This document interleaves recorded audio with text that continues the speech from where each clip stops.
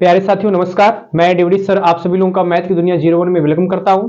साथियों आशा करता हूं कि आप सभी लोग मस्त होंगे, जबरदस्त होंगे और जिंदाबाद होंगे। और आप लोगों को एक गुड न्यूज बताने आया हूं।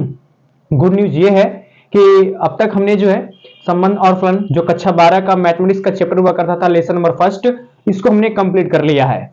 तो मैंने एक प्लेलिस्ट भी बना ली है और उसमें जो है पूरा सीरियल से लेक्चर 1, लेक्चर 2, लेक्चर 3 करके जितने भी इसमें संबंध और फलन में लेक्चर हुए हैं अब तक, वो सारे आपको एकदम सीरियल वाइज सीरियल मिल जाएंगे।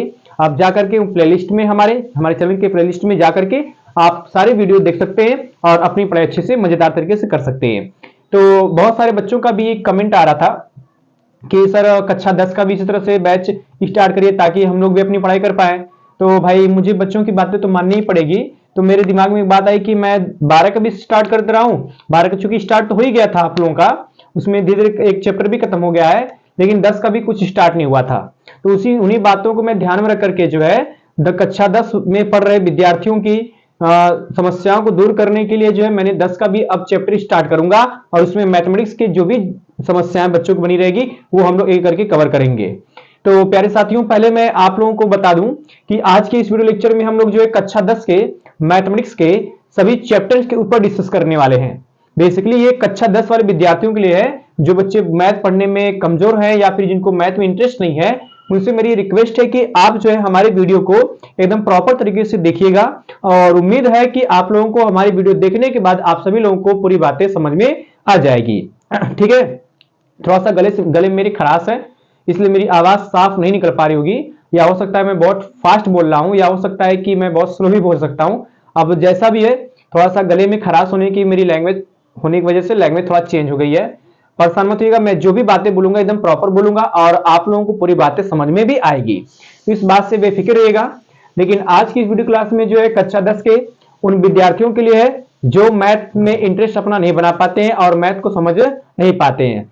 तो मैं 10 वाले विद्यार्थियों से निवेदन करूंगा कि अब से हमारे चैनल को देख करके आप भी अपनी पढ़ाई स्टार्ट कर दीजिएगा। जो भी मैथ में समस्या होगी हमको एक बार जरूर बताइएगा। तो मैं 10 वाले विद्यार्थियों से एक बार इंट्रोड्यूस कराता हूं अपने सभी चैप्टर के मैथमेटिक्स को जो कक्षा 10 में हम पढ़ने रहते हैं और देखते हैं कि कितने लेसन है। बेसिकली मैंने यहाँ पर लिखा भी हुआ है, तो आपको मैं एक करके चैप्टर का नाम भी बताता हूँ और इसके जो है इंग्लिश में लैंग्वेज, इंग्लिश में क्या कहेंगे, इसको हम लोग एक करके देखते हैं। तो साथियों जो है ये कक्षा 10 के सभी चैप्टर्स के नाम है आपके, जो बेसिकली 15 लेसन है इसमें कक्षा 10 के मैथमेटिक्स में। और ये जो मैं पढ़ा रहा हूं आपका, ये आपका फुल एनसीईआरटी सिलेबस है, एनसीईआरटी। ठीक है, तो एनसीईआरटी सिलेबस के अकॉर्डिंग आप लोगों का ये सिलेबस मैंने चैप्टर तैयार किया हुआ है। और ध्यान में रखिएगा कि ये जो है आपका पूरा का पूरा एनसीईआरटी पैटर्न पर है। जो भी आपका यूपी बोर्ड में या फिर यूपी में आपका एनसीईआरटी सिलेबस चल रहा है हिंदी माध्यम वाले वर्ग के लिए, वही सारे चैप्टर्स आपके हैं। ठीक है ना, तो ये आपका पूरा का पूरा एनसीईआरटी कांसेप्ट है और एनसीईआरटी में आपके टोटल 15 लेसन दिए हुए हैं और इन 15 लेसन को हमें एक एक करके पढ़ना भी है और समझते भी चलना है। ठीक साथियों, तो पहला जो चैप्टर आपका है, पहले चैप्टर का नाम है बेटा आपका वास्तविक संख्या है। ये आपका पहला चैप्टर है। दूसरे चैप्टर का नाम है बहुपद और तीसरे वाले चैप्टर का नाम है दो चर वाले रैखिक समीकरण युग्म। ये आपके तीसरे चैप्टर का नाम है दो चर वाले रैखिक समीकरण युग्म। चैप्टर का नाम थोड़ा सा बड़ा कर दिया है। चौथा जो लेसन है आपका या चौथा जो चैप्टर है आपका वो है द्विघात समीकरण। पांचवा है आपका समांतर श्रेणी। छठवां है आपका त्रिभुज। सातवां है आपका निर्देशांक ज्यामिति और आठवां है आपका त्रिकोणमिति।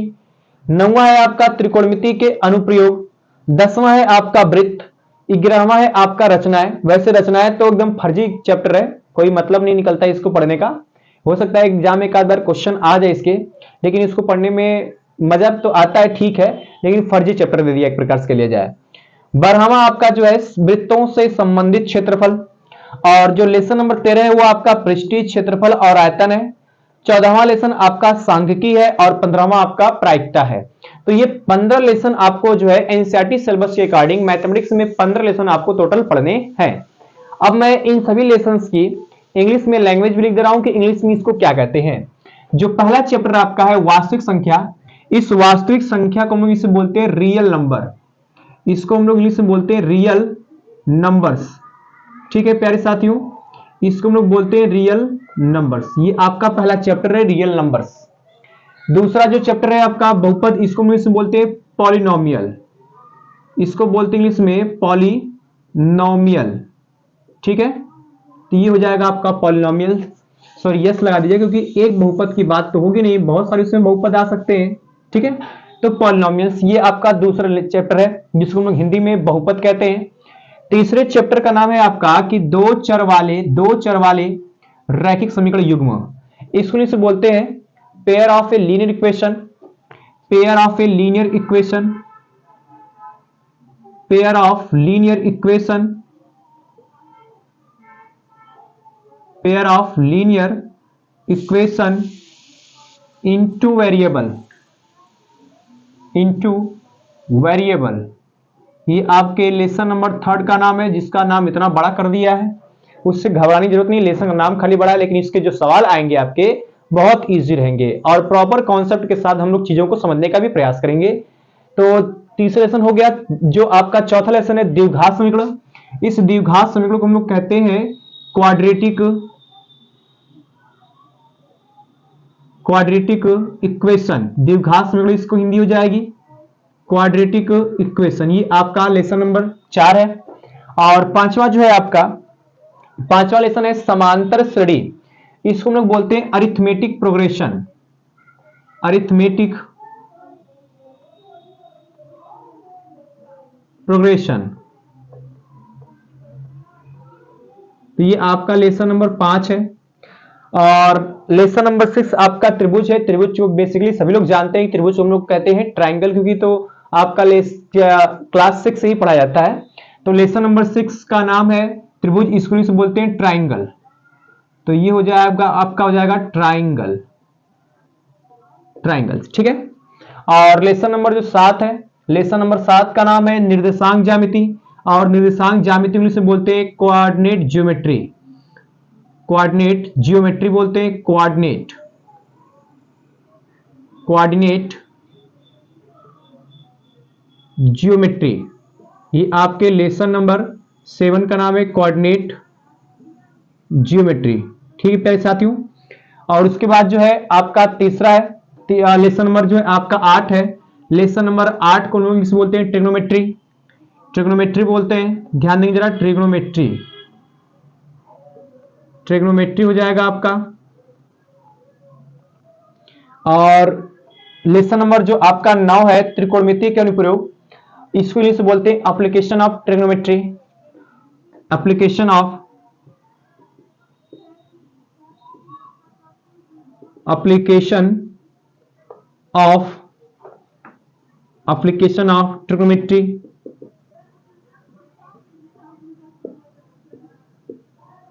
Application of trigonometry. और जो आपका लेसन नंबर 10 है वृत्त, इसको इंग्लिश में बोलते हैं सर्किल, सर्किल। और लेसन नंबर 11 जो रचनाएं हैं, इसको इंग्लिश में हम लोग बोलते हैं कंस्ट्रक्शन, कंस्ट्रक्शन, कंस्ट्रक्शन, ठीक है। ये आपका कंस्ट्रक्शन हो गया। लेसन नंबर 12 जो है आपका वृत्तों से संबंधित क्षेत्रफल। इसको इंग्लिश में बोलते हैं related area of circle, related area of circle, related, related area of circle, related area of circle. ये आपका लेसन नंबर 12 है, जिसकी हिंदी होती है वृत्तों से संबंधित क्षेत्रफल। लेसन नंबर 13 का नाम है पृष्ठीय क्षेत्रफल और आयतन। इसको से बोलते हैं सरफेस एरिया एंड वॉल्यूम। तो ये हो जाएगा आपके पास surface area, surface area and volume, surface area and volume. ये लेसन नंबर 13 है आपका। लेसन नंबर 14 सांख्यिकी है। इसको इंग्लिश में बोलते हैं स्टैटिक्स, स्टैटिस्टिक्स, स्टैटिस्टिक्स, स्टैटिस्टिक, ठीक है। ये लेसन नंबर आपका 13 है। और लेसन नंबर 15 प्रायिकता, इसको इंग्लिश में बोलते हैं प्रोबेबिलिटी, प्रोबेबिलिटी, ठीक है प्यारे साथियों। तो इस तरह से हमने क्या किया, तो हिंदी में नाम तो जाना ही था, इंग्लिश में भी एक एक करके बड़े आराम से हमने इसको जान लिया, ठीक है ना।